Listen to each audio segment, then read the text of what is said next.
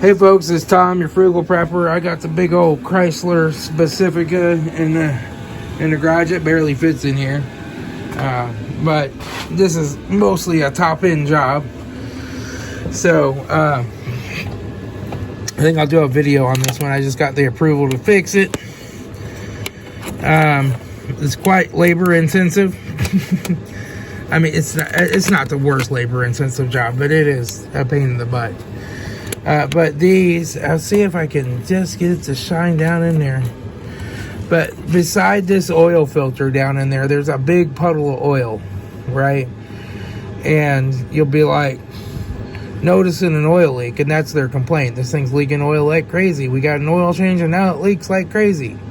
Well, a lot of times when they're tightening this cap, they'll over tighten it or whatever, or just wear and tear over a little time.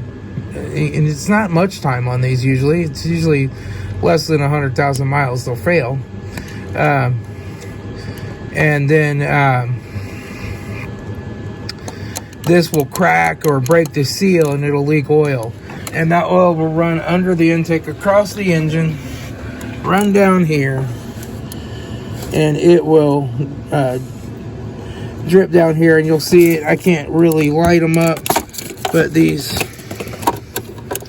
Let's see if I can light them up. These two transmission cooling lines down here, right there. Those two lines, it'll look like it's dripping from those. And it will be this. And so you have to pull the cover, the upper intake, the plenum. You have to pull the lower intake, and you have to pull the fuel injectors.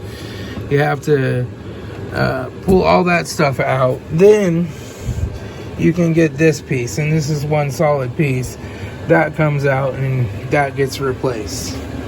So it's quite the job. I just got the approval to proceed with this one, so I'm going to order the parts and then I'll bring you along on video to get her done. Yeehaw! I'm feeling Chrysler-y. I'm feeling like a Fiat. I'm feeling like a Fiat. I really don't like working on Chryslers, but these are good customers. I'm going to help them out. And get them all set up and get them going. So, yeah, but this one has been replaced before, because the original ones, that housing where that plastic part, that plastic cap screws into, is aluminum, or is plastic as well. But on the new ones, they're aluminum, and this has an aluminum one.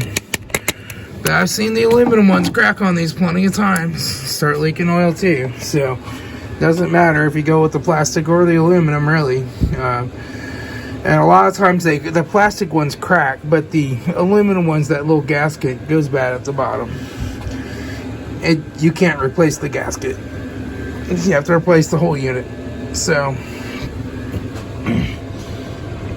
we'll get it set. We'll get it all set up and done. So I'll bring you along for this one. It'll be a fun one. Fun Chrysler time. All right. But yeah, I got down there and pulled the bottom cover off and just looked where the oil was, because I have to pull that bottom cover anyway to drain the coolant, because you have to drain the coolant on this before you pull that lower intake, or the coolant will run into the oil and then it gets a mess. So you have to drain the coolant, and then it's a good time just to put some fresh coolant in it. So all right, I'll talk to y'all later. It's Tom, your frugal prepper. Just another Thursday.